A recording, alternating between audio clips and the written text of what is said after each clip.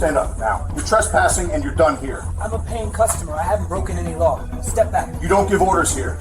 Hands behind your back now! Officer, you are escalating. I am not resisting. Last warning!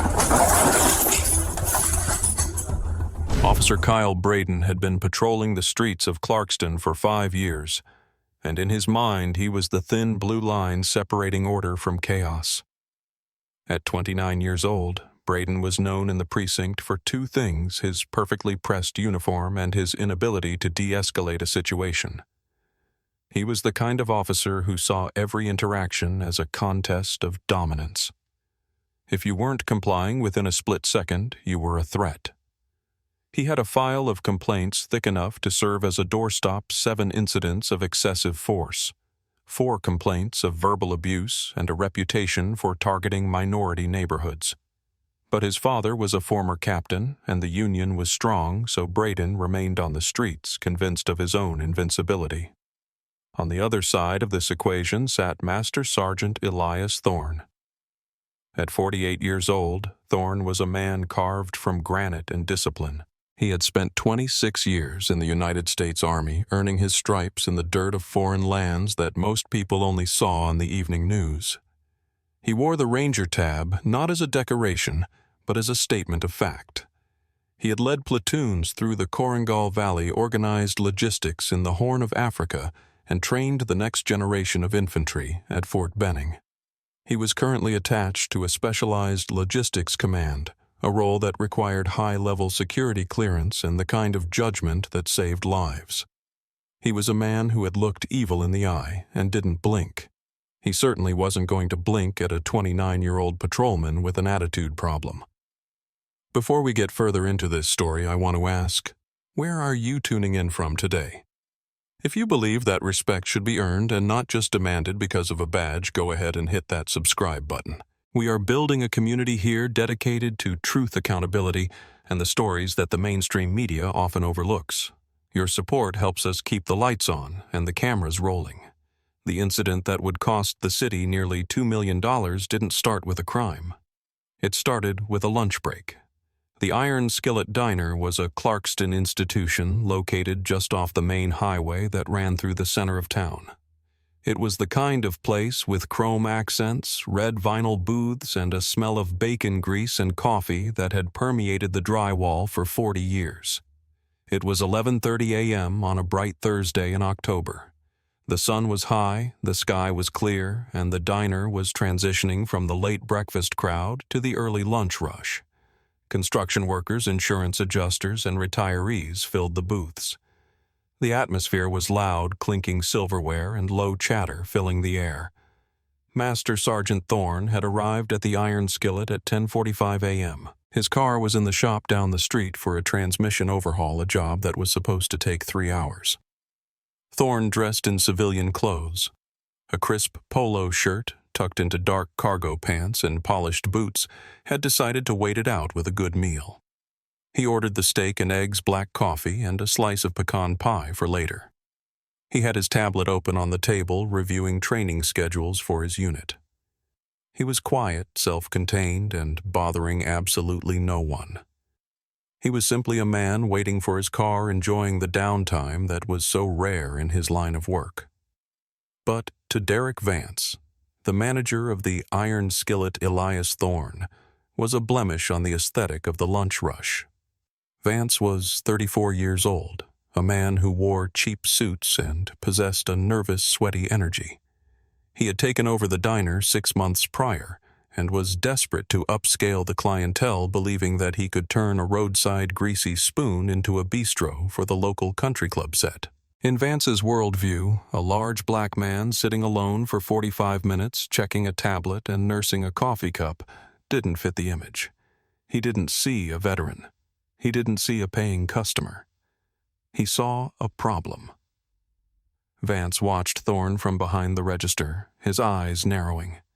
Thorne had finished his eggs but was slowly working on the steak, taking his time. To Vance, this was loitering. It was camping.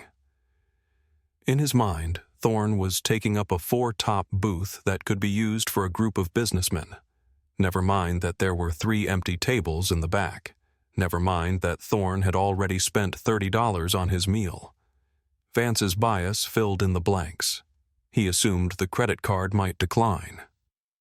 He assumed Thorne was homeless and just cleaning up well. He assumed that Thorne's presence was making the regular customers, the white customers, nervous. Vance walked past the table twice, wiping down a counter that was already clean, sighing loudly. Thorne didn't look up. He was disciplined enough to tune out distractions. This infuriated Vance. Being ignored made him feel small, and men like Vance hated feeling small. He went back to the office, watched Thorne on the security monitor for another 10 minutes, and made a decision. He wouldn't ask Thorne to leave himself. He didn't have the spine for that. Instead, he reached for the phone. 911. What is your emergency? Yes, this is Derek Vance at the Iron Skillet on Main. I have a suspicious individual here who is refusing to leave. Is he violent? Is he armed? He's big. He's very aggressive. He's been loitering here for an hour, just staring at people. My customers are terrified. I think he might be on something. I need an officer now. Sir, has he threatened anyone? He's threatening me with his presence. Just send someone before he hurts somebody. The dispatcher logged the call disturbance. Suspicious male, refusing to leave. Possible intoxication, aggressive behavior. This was the information that flashed onto the computer screen in Officer Kyle Braden's patrol car. Braden was only 3 blocks away, sitting in a church parking lot and scrolling through social media. When the call popped up, he sat up straighter. Aggressive male. That was his language. That was permission to engage. He threw the cruiser into gear, flipped on his lights, and peeled out of the lot. He wasn't going there to investigate. He was going there to neutralize a problem. Braden arrived at the Iron Skillet at 11:42 a.m. He parked his cruiser diagonally across 2 handicap spaces right in front of the entrance, a power move he used to establish dominance before he even stepped out of the car.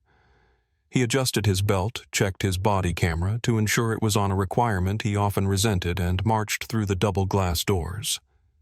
The bell chimed, announcing his arrival. The diner went silent. People looked up from their burgers and salads. Braden didn't look at the manager. He didn't ask the staff for context.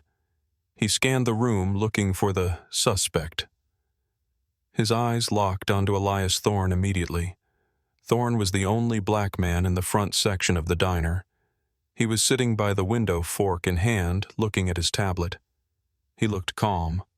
He looked settled. To Braden, he looked like defiance. Braden walked straight to the booth, his hand resting instinctively near his holster. He didn't introduce himself. He didn't ask what was going on.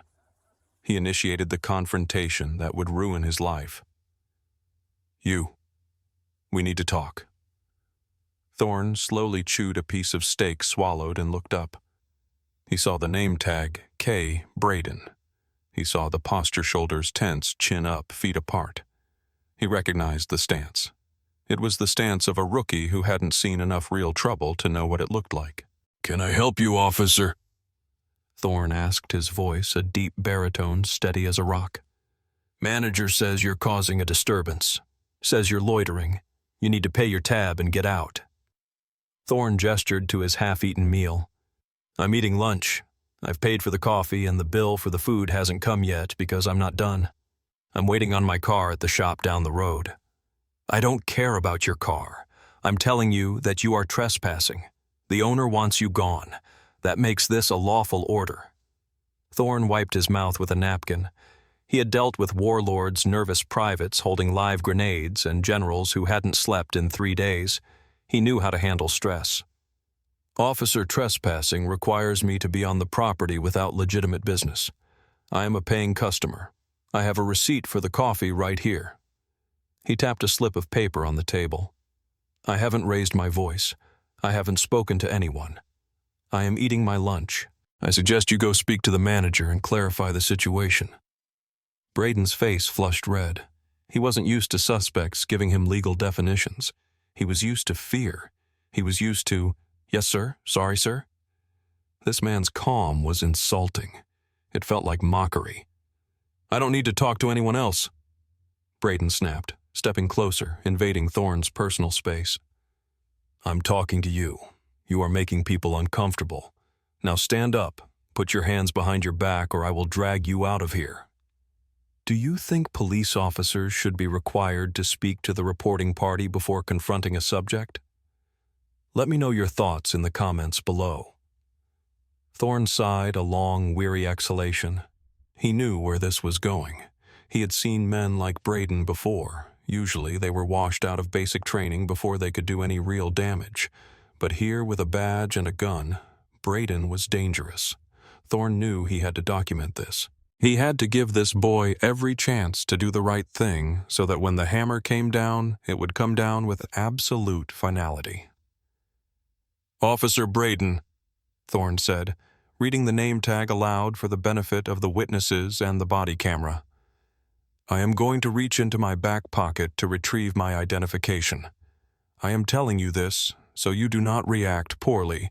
I am a master sergeant in the United States Army. I am currently active duty. I am waiting for a transport. I am asking you to verify my credentials before you take this any further. I said stand up, Braden yelled, ignoring the offer of ID. I don't care if you're the Secretary of Defense. You're trespassing in a private business. I'm not looking at your fake ID. It's a common access card, officer. It's federal property. If you arrest me, you are interfering with a senior non-commissioned officer on active status. That is a federal matter. Stop talking! Braden was shouting now. The diner was dead silent. Every eye was on them. Phones were up. The red recording lights were blinking from every corner of the room. Last warning, stand up. Thorne looked at the officer. He saw the dilation of the pupils, the sweat on the upper lip. The man was in a fight-or-flight response over a plate of steak and eggs. I am finishing my meal, Thorne said calmly. Braden lunged. He grabbed Thorne's left arm and yanked. Thorne didn't strike back. He didn't pull away violently. He simply allowed his body to go heavy, utilizing the passive resistance that made him dead weight. But Braden was fueled by adrenaline. He hauled Thorne out of the booth, knocking the plate of food onto the floor, the ceramic crashed steak and eggs splattering across the pristine tile. Turn around! Stop resisting! Braden screamed, twisting Thorne's arm behind his back with enough torque to strain the rotator cuff. Thorne grimaced but didn't cry out. I am not resisting, Thorne announced, his voice booming through the diner. I am complying under duress. Everyone here is a witness. I am Master Sergeant Elias Thorne. This officer is using excessive force on a compliant subject. Braden kicked Thorne's legs apart, forcing him to bend over the table where a terrified elderly couple had been eating soup just moments before. He jammed his knee into the back of Thorne's leg. Shut up. You're under arrest for trespassing, disorderly conduct, and resisting arrest. The handcuffs came out. Braden ratcheted them down too tight. The metal bit into the thick wrists of the soldier. Check the cuffs, Thorne said. They are cutting off circulation. They're supposed to be tight, Braden sneered. Maybe you'll learn to listen next time. By now, the crowd had found its voice. He didn't do anything. A woman in a nurse's scrub yelled from the counter. He showed you his ID. A man in a construction vest shouted. He's a soldier, you moron! I'm recording this. You're crazy! Braden ignored them all. He was in the tunnel now. He had his catch. He grabbed Thorne by the back of his polo shirt and the handcuffs, marching him toward the door. Thorne walked with his head up his face, a mask of stoic fury. He wasn't struggling. He was marching. He looked like a prisoner of war who knew that his army was coming over the hill. As they passed the counter, Derek Vance, the manager, shrank back against the coffee machine. He looked pale. He had wanted the loiterer gone, but he hadn't expected a violent arrest in the middle of the lunch rush. Thorne locked eyes with Vance for a brief second. He didn't say a word. He didn't have to. The look promised a reckoning that a manager's salary couldn't cover. Outside, the cool October air hit them. Braden shoved Thorne against the side of the patrol car. He patted him down, aggressively emptying his pockets. He pulled out the wallet. He opened it. There, right in the clear plastic window, was the CAC card. United States Department of Defense. Rank Master Sergeant E8. Pay grade clearance levels all coded in the chip. Next to it was a folded copy of orders and a picture of Thorne shaking hands with a 4-star general. Braden stared at it for a second. A flicker of doubt crossed his face, but he squashed it down. He couldn't be wrong. If he was wrong, he was done. So he had to be right. Probably bought it online, Braden muttered, tossing the wallet onto the hood of the car. That is government property, Thorne said quietly. You treat it with respect. Get in the car. Braden shoved Thorne's head down and forced him into the cramped back seat of the cruiser. The cage was tight, designed for people much smaller than the broad-shouldered Ranger. Thorne had to twist his body to fit. Braden slammed the door. He walked around to the driver's seat, breathing hard, feeling the adrenaline dump leave him shaky. He started the engine. He didn't look back at the diner. He didn't look at the people filming from the windows. He pulled out of the handicap spots and headed for the precinct. The drive took 15 minutes. Braden played the radio loud, trying to drown out the silence from the back seat. Thorne didn't say a word. He sat in the uncomfortable position, his wrists throbbing, and he began to memorize. He memorized the turns. He memorized the time on the dashboard clock. He memorized the officer's ID number printed on the computer mount. He was building his after-action report. When they arrived at the precinct, Braden dragged Thorne out of the car and marched him through the sally port. The booking area was busy. Officers were processing a shoplifter and a DUI. But everything stopped when Braden walked in with a 6'2" black man who carried himself like a king in chains. Behind the high desk sat Sergeant Miller. Miller was 58 years old, a month away from retirement. He was a dinosaur in the department, a man who had started policing when radios were bricks and reports were typed on carbon paper. He had seen it all. He had served in the Gulf War as a Marine before joining the force. He knew the look of a criminal, and he knew the look of a soldier. Miller looked over his reading glasses. What you got, Braden? Trespassing, resisting, disorderly. Braden rattled off, puffing out his chest. Guy wouldn't leave the iron skillet. Caused a scene. Had to go hands-on. Miller looked at Thorne. He looked at the haircut, high and tight, faded to skin. He looked at the boots, clean-laced perfectly. He looked at the eyes. Did you now? Miller said slowly. He stood up and walked around the desk. Sir, are you injured? My wrists are losing sensation, Sergeant, Thorne said. And I have a contusion on my right shin where the officer kicked me. Miller's eyes snapped to Braden. You kicked him. He was resisting. I had to destabilize him. Miller turned back to Thorne. What's your name, son? Master Sergeant Elias Thorne.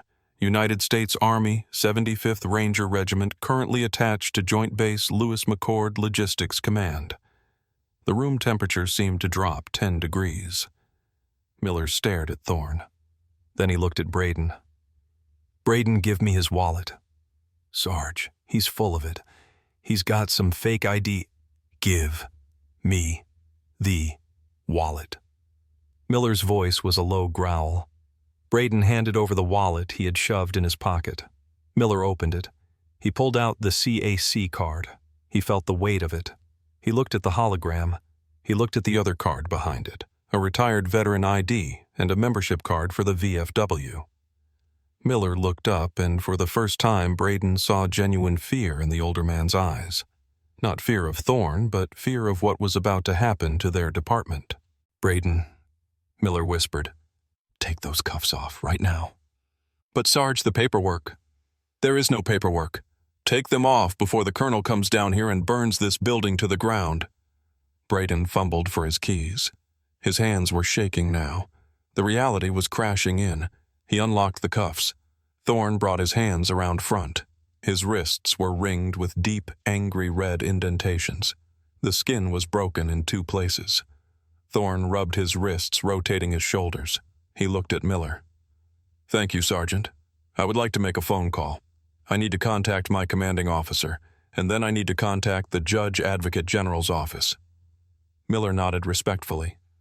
"You can use my office phone, Master Sergeant. Can I get you some water coffee?" "No," Thorne said cold.